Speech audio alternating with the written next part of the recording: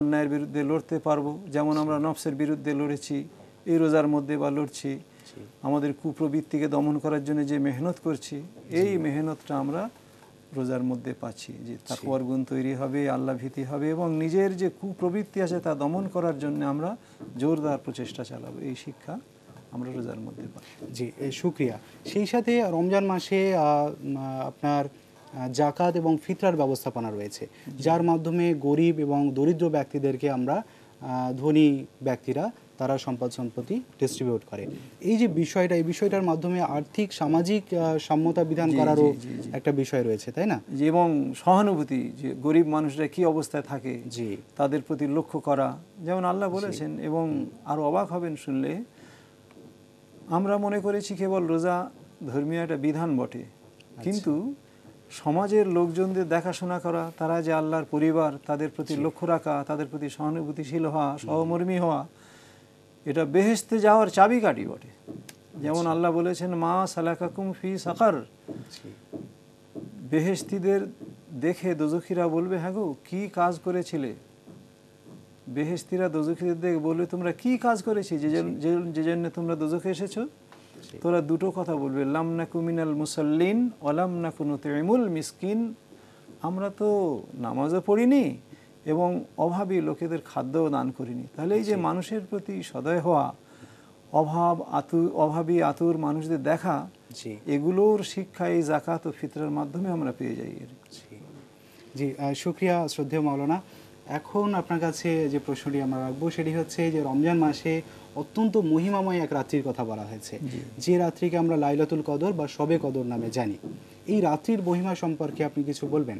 জি, আল্লাহ তাবারক তাআলা স্বয়ং এই রাত্রির মহিমা সম্পর্কে বলেছেন, লাইলাতুল কদরি খায়রুম মিন আলফি শাহর তানাজ্জালুল মালাইকাতু ওয়ার রূহু ফিহা বিইذনি রাব্বিহিম মিন কুল্লি আমর সালামুন হিয়া হাত্তা মাতলাইল ফজর। কয়েকটা বিশেষ গুরুত্বপূর্ণ বিষয় রয়েছে। এক, 1000 মাস অপেক্ষা এই রাত্রিটা শ্রেষ্ঠ। জি, 1000 বলতে আমরা 83 বছর 4 মাসও ধরতে পারি, আর অধিক অধিক সংখ্যা বুঝাতে হাজার, যেমন আমরা বলি হাজার, হ্যাঁ প্লুরালের অর্থে এসেছে। এক। 2 নম্বর, সূরা দুখানে বলা হয়েছে ফিহা ইউফরাকু কুল্লু আমরিন হাকিম। আল্লাহ তাবারক তাআলা সৃষ্টির প্রথমে সমস্ত মানুষের জন্য তিনি কি করবেন কি না করবেন সব লিখে রেখেছিলেন, এবং ওই বিষয়টি এই মহান রাত্রে আল্লাহ তাবারক তাআলা আবার নবায়ন করে, মানে যে ফেরেশতার মাধ্যমে যে কাজগুলো করা, যেমন হযরত মিকাঈল আলাইহিস সালামের মাধ্যমে বৃষ্টির ব্যবস্থা করা ইত্যাদি, এইগুলো আবার নবায়ন করা হয়, সেটা হলো এই লাইলাতুল কদর। তাহলে গুরুত্বপূর্ণ রাত হলো এক। 2 নম্বর, হযরত জিবরাইল আলাইহিস সালাম সহ আরও ফেরেশতারাও এই জমিনে নেমে আসেন এবং পুরো রাত ফজর উদয় হওয়া পর্যন্ত, প্রভাত উদয় হওয়া পর্যন্ত একেবারে শান্তি আর শান্তি বিরাজ করে। এত শান্তিময় থাকে, প্রিয় নবী সাল্লাল্লাহু আলাইহি সাল্লাম বলেছেন, যেদিন এই লাইলাতুল কদরটা হয় সেই দিন সকালে সূর্য উদয় হওয়ার পরে তার ওই জ্যোতিটা একেবারে ম্রিয়মান হয়ে থাকে। এই হলো, এবং সেটা লক্ষ্য করা যায়। অনেকে এটা দেখে অনুমানও করতে পারে, হ্যাঁ এই লাইলাতুল কদর রাত্রি চলে গেল।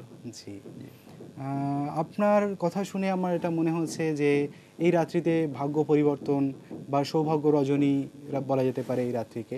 তো এরকম কি ব্যাপারটা যে এই রাত্রিতে আমাদের ভাগ্য পরিবর্তন হয়? জি না, এটা আমাদের আসলে শুনেছি হয়তো একরকম, আর আমাদের বিশ্বাসও হয়ে গেছে সেই রকমই। কারণ ভাগ্য বা তাকদীর নামক যে বিষয়টি আছে সে সম্পর্কে স্বয়ং রাসূল খুদা সাল্লাল্লাহু আলাইহি ওয়াসাল্লাম বলেছেন, কাতাবাল্লাহুল মাকাদির খালফা 50 সানা ক্বাবলা 50 আলফা সানা। অর্থাৎ মানুষের ভাগ্য নিয়ন্ত্রিত রচিত হয়ে গেছে 50,000 বছর আগে। অর্থাৎ এই নতুন করে প্রতি লাইলাতুল কদরে আবার ভাগ্য পরিবর্তন হবে কথাটা ঠিক না, বরং ভাগ্যটা ওই যা লেখা আছে সেটা নবায়ন হবে। ঠিক আমরা বলতে পারি কি 1 বছর পর্যন্ত এতটা হবে, পরের বছর এতটা হবে, এটা যেরকম করি তার জন্য নবায়নের ব্যাপারটা আছে। ঠিক এই জিনিসটা, এই নয় যে নতুন করে ভাগ্য লিখিত হবে। জি, আচ্ছা আচ্ছা। এইরকম একটা বিষয় শবে বরাত সম্পর্কেও শোনা যায়, সেখানে বলা হয় যে সেই রাত্রিতে ভাগ্য পরিবর্তন হয়।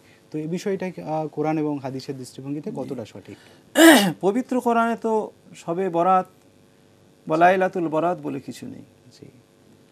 আরও অবাক হবেন, প্রিয় নবী সাল্লাল্লাহু আলাইহি সাল্লাম যিনি আমাদের জীবনে ইবাদত বন্দেগী উপাসনার যে ধারাগুলো জানিয়ে দিয়েছেন সেগুলো সহিহ হাদিসে বিধৃত আছে। উম্মতের জন্য কল্যাণকর এমন কোনো জিনিস তিনি চুপি সারে কারো কাছে বলে গেছেন, ব্যাপারটা এমন নয়। কিন্তু এই তথাপিও অনেক জয়ীফ মুরসাল হাদিস বর্ণিত আছে, যেখানে কয়েকটি, অনেক বলা ভুল হলো, কয়েকটি জয়ীফ হাদিস আছে যেখানে প্রিয় নবী সাল্লাল্লাহু আলাইহি সাল্লাম সম্পর্কে বলা হয়েছে যে হযরত মা আয়েশা রাদিয়াল্লাহু তাআলা আনহা নবীজি সাল্লাল্লাহু আলাইহি সাল্লামের খোঁজে গিয়ে দেখেন যে তিনি জান্নাতুল বাকিতে রয়েছেন। নবীজি সাল্লাল্লাহু আলাইহি সাল্লাম বলেছেন যে এই ব্যাপার, এই রাতটার গুরুত্ব কত জানো আয়েশা? বানি কালব গোত্রে যত ছাগল আছে, তাদের গায়ে যত পশম আছে, এই রাতে কোনো মানুষ ইবাদত উপাসনা করলে ততটা সওয়াব সে পাবে। ইমাম তিরমিজি হাদিসটি বর্ণনা করে বলেছেন হাদিসটি দুর্বল সূত্রের, এবং সেই জন্যে এইটাকে লাইলাতুল বরাত হিসাবে নবীজি সাল্লাল্লাহু আলাইহি সাল্লাম বলেননি, এবং সহিহ হাদিসে নেই, কোরআন মজিদে নেই। মানে যে হাদিসটি বর্ণনা করা আছে সেই হাদিসটি অত্যন্ত দুর্বল হাদিস, এ ব্যাপারে আলেমগণরা একমত। বেশ, এখন একটা প্রশ্ন, যে অনেকে রমজান মাসের 27তম রাত্রিকে লাইলাতুল কদরের রাত্রি হিসাবে চিহ্নিত করে থাকেন, এটা কতটা কোরআন এবং সুন্নাহর দৃষ্টিভঙ্গিতে কতটা যুক্তিযুক্ত? এ সম্পর্কে অবাক হয়ে যাবেন, হাফেজ ইবনে হাজার আসকালিনী রাহমাতুল্লাহ আলাইহি উনি 40টি রিওয়ায়াত করেছেন যে 27শে রমজান হতে পারে। আবার নাইলুল আওতারি ইমাম শওকানি বলেছেন 45টি রিওয়ায়াত।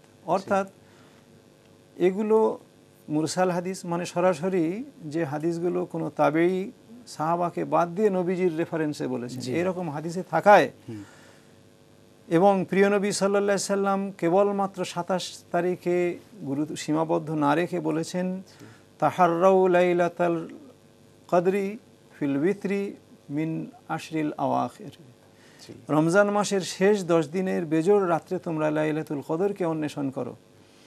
এবং এই রাত্রে তিনি পাওয়ার জন্যে জীবনে যে 9টা বছর তিনি রমজান পেয়েছিলেন, 2 বছর বাদে প্রতি বছরেই শেষ 10 দিন উনি ইতিকাফ করতেন।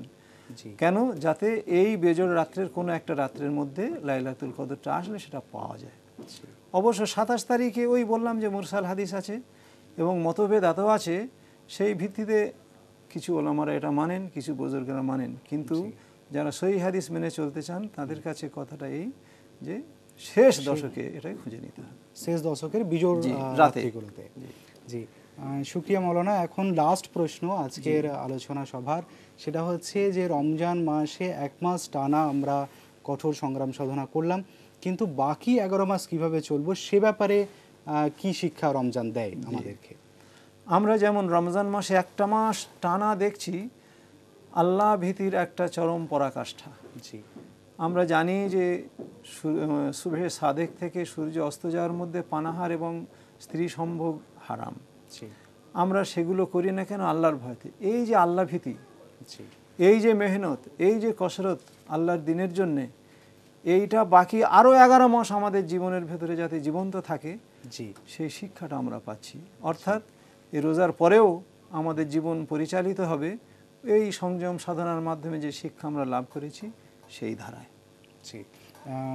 শুকরিয়া জনাব মাওলানা এফএম খালিদ সাহেবকে, এবং সুপ্রিয় দর্শক মণ্ডলী আপনাদেরকেও ধন্যবাদ জানাচ্ছি আমাদের এই প্রোগ্রাম উপভোগ করার জন্য। আশা করি আপনারা রমজান এবং রোজার বিভিন্ন দিক সম্পর্কে সুস্পষ্ট ধারণা লাভ করেছেন। এখন তামাদ্দুন শিল্পী গোষ্ঠীর দ্বারা পরিবেশিত একটি সঙ্গীত দিয়ে আজকের প্রোগ্রাম আমরা শেষ করব। আসসালামু আলাইকুম ওয়া রাহমাতুল্লাহি ওয়া বারাকাতুহু। আমাদের প্রতি আল্লাহ তাআলার অশেষ মেহেরবানি, নাজাত পাওয়ার, ক্ষমা করাবার ওসিলায়ে রমজানি। আমাদের প্রতি আল্লাহ তাআলার অশেষ মেহেরবানি, নাজাত পাওয়ার, ক্ষমা করাবার ওসিলায়ে রমজানি। আমাদের প্রতি আল্লাহ তাআলার অশেষ মেহেরবানি, নাজাত পাওয়ার, ক্ষমা করাবার ওসিলায়ে রমজানি। তাকওয়ার সাথে রোজা রাখে যারা, আল্লাহকে করে ভয়, আল্লাহ তাআলা নিজে দেবেন বেহিসাব বিনিময়। তাকওয়ার সাথে রোজা রাখে যারা, আল্লাহকে করে ভয়, আল্লাহ তাআলা নিজে দেবেন বেহিসাব বিনিময়। মাফ করে দিও গুনাহ আমাদের, মাফ করে দিও গুনাহ আমাদের, সকল নাফরমানি নাজাত পাওয়ার ক্ষমা করাবার ওসিলায়ে রমজানি। আমাদের প্রতি আল্লাহ তাআলার অশেষ মেহেরবানি, নাজাত পাওয়ার ক্ষমা করাবার ওসিলায়ে রমজানি। আমাদের প্রতি আল্লাহ তাআলার অশেষ মেহেরবানি, নাজাত পাওয়ার ক্ষমা করাবার ওসিলায়ে রমজানি। আল্লাহর পথে দান করে যারা, প্রচার করে না কভু, তাদের দান ব্যর্থ হবে না, ফেরত দেবেন প্রভু।